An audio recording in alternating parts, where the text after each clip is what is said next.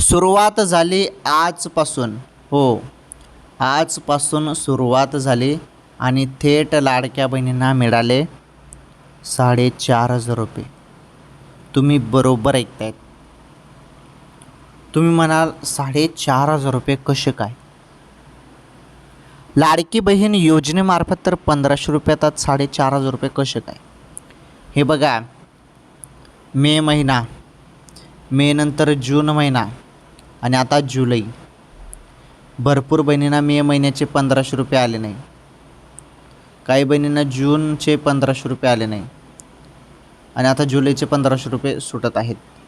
1,500 1,500 1,500 झाले 4,500 रुपये. 3 महिन्याचे पैसे काही बहिणींना आले नाही, त्यामुळे मागील पैसे पण बहिणींना येणार आहे. काही बहिणींना 4,500 रुपये मिळणार आहे.